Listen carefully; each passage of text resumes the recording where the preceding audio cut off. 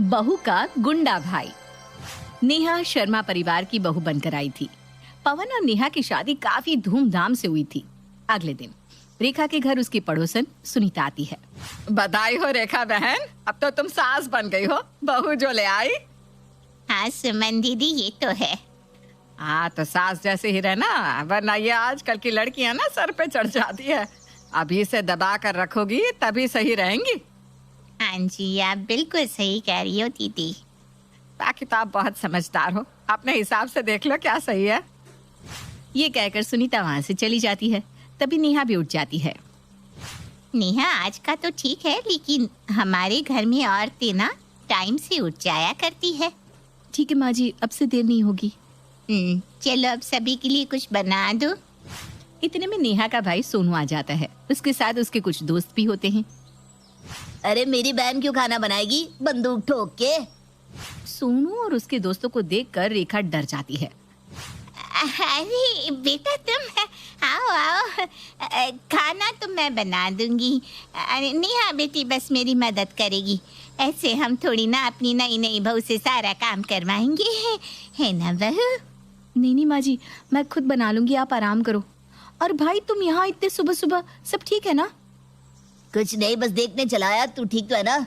कोई दिक्कत तो नहीं है ना बंदूक ठोक के? नहीं भाई, मैं बिल्कुल ठीक हूँ, यहाँ सब अच्छा है। अच्छा फिर मैं चलता हूँ, तू अपना ध्यान रख और कुछ भी बात हो तो बस घर के बाहर आवाज दे दियो, मैं आ जाऊंगा। ऐसा कहकर सोनू अपने दोस्तों के साथ वापस चला जाता है। बहू, तेरा भाई इतने लड़के लेकर क्यों आया था? यहाँ किसी से कोई गलती हो गई थी क्या? अरे नहीं माँ जी, वो तो सोनू के दोस्त हैं। असल में सोनू को कई लोग जानते हैं, उसकी जान पहचान काफी अच्छी है ना, इसलिए सब उसके दोस्त बन जाते हैं। इतना कहकर नेहा अपने काम में लग जाती है। सुमन अपने पति सूरज के साथ रेखा के घर आती है। कोई है क्या यहाँ? हाँ जी बताइए, क्या हुआ? मैं हूँ। वो हमने सुना कि आपको किराएदार चाहिए, हमें भी कमरा चाहिए था किराए पर। अच्छा, फिर तो ठीक है, चलिए मैं आपको कमरा दिखा देती हूँ। हाँ जी चलिए। रेखा उनको ऊपर की तरफ ले जाती है और कमरा दिखा देती है, और नीचे आते समय नेहा को सुनाकर कहती है, जी ये नीचे वाला एरिया है, इसमें मेरा परिवार रहता है। हम लोग शांति से रहने वाले लोग हैं, झगड़े और गुंडों से दूर रहना ही पसंद करते हैं। हमें बिल्कुल ऐसा ही घर चाहिए था, ताकि हम इस पर कब्जा कर सके। क्या मतलब? अरे इनका मतलब है कि रह सके। हमें भी गुंडे बिल्कुल पसंद नहीं है। ये लीजिए किराया, हम लोग अभी से ही शिफ्ट हो रहे हैं। सूरज रेखा के घर शिफ्ट हो जाता है। तभी घर शिफ्ट करते हुए सूरज को कुछ सामान बेकार सा दिखता है, जिसे देखकर वो रेखा से कहता है, रेखा जी ये सामान खराब है, इसका क्या करूं? फेंक दो जी इसे। तभी वहाँ सोनू अपने दोस्तों के साथ आ जाता है। किसको फेंकना है मुझे बताओ, बंदूक ठोक के फेंकाऊंगा। अरे बेटा, अपनी बंदूक के बिना भी कोई बात कर लिया कर। भाई वो कूड़ा फेंकने की बात हो रही है। अच्छा वो छोड़, तू यहाँ कैसे आया? कुछ नहीं, दोस्तों के साथ बैठा हुआ था, भूख लग गई तो सोचा तेरे पास आ जाऊं। सुना है रेखा आंटी बहुत अच्छा खाना बनाती है बंदूक ठोक के। हाँ तू बैठ, मैं बस अभी बना कर लाई। नहीं माँ जी, मैं बना कर ले आती हूँ। अरे बनाने दे, वरना बुढ़ापे में आंटी की हड्डियों में जंग लग जाएगा।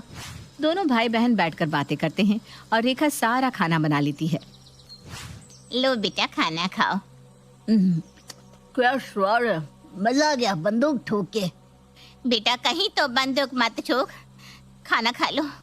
वहीं ये सब होते हुए सुमन और सूरज भी देखते हैं और कहते हैं, अजी ये कौन है? कोई गुंडा मालूम होता है। लगता तो मुझे भी यहाँ का कोई बड़ा गुंडा है। तो हमें इसका इस घर में आना जाना बंद करवाना होगा, तभी हमारा मकसद पूरा होगा।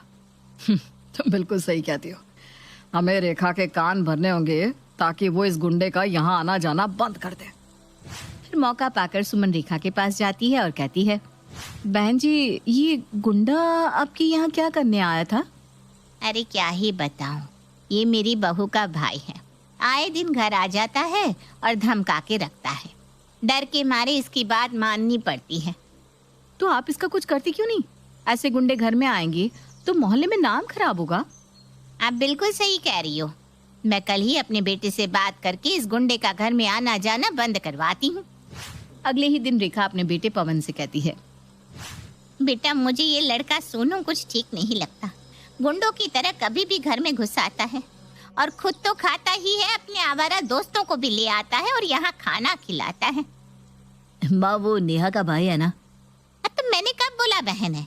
मैं तो बस ये कह रही हूँ कि उसका यहाँ आना जाना बंद करवा दो ताकि हम शांति से जी सके। ठीक है माँ, मैं नेहा को बोल दूंगा।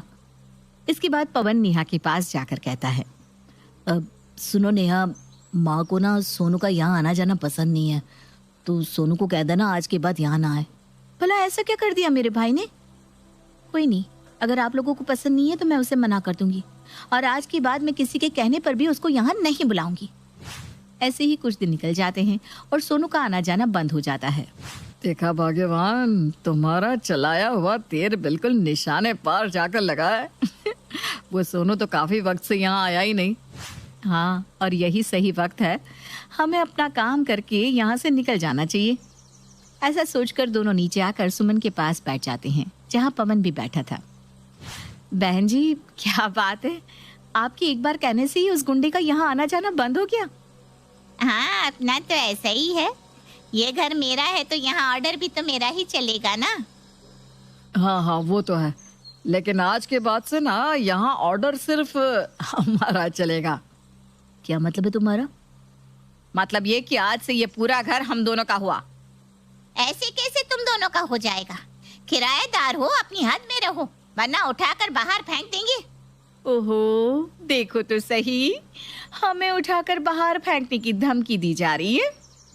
इतना कहकर सुमन एक बंदूक निकालकर पवन के सर पे लगा देती है। अब बोलो, कौन घर से बाहर जाएगा? अरे ये क्या कर रहे हैं आप लोग? अरे यही तो हमारा काम है, पहले तुम जैसे लोगों को फंसाना, फिर तुम्हारी जमीन अपने नाम कराना और किसी और को बेचकर भाग जाना। ये तुम दोनों ठीक नहीं कर रहे हो। नेहा, नेहा जल्दी यहाँ आओ। अरे ये सब क्या है? कौन हो तुम दोनों? छोड़ दो मेरे पति को। बहू, तुम जल्दी से सोनू को बुलवा लो, वही इन दोनों को ठीक कर सकता है। हाँ नेहा, जल्दी से सोनू को फोन करो। नहीं, आप लोगों ने तो उसको यहाँ आने के लिए मना किया था ना। अरे मैंने तो माँ के चक्कर में मना किया था, वरना मैं भला अपने साले को क्यों मना करता। सोनू तो मेरा प्यारा प्यारा साला है, जल्दी से बुला लो ना। अरे बहू, मुझे माफ कर दे, मैं इन दोनों की बातों में आ गई थी और सोनू को आने से मना कर दिया। अभी तो जान गले में अटकी हुई है, अभी उसे बुला ले बेटा। अपना उल्लू सीधा करना कोई तुम दोनों माँ बेटे से सीखे। ये रोना धोना बाद में करना है बुढ़िया। चल पहले यहाँ अपने सिग्नेचर कर। चल, अपनी जमीन हमारे नाम कर दे जल्दी जल्दी। हाँ जल्दी कर, वरना तेरे बेटे को मार देंगे। हाँ हाँ, करती हूँ। रेखा पेपर पर सिग्नेचर कर देती है। अरे वाह, ये हुई ना बात। चलो जी, अपना तो काम हो गया। इतने में ही सोनू आ जाता है। अरे इतनी जल्दी कहाँ है जाने की, बंदूक ठोक के? अभी तो मेरे एंट्री होना बाकी है।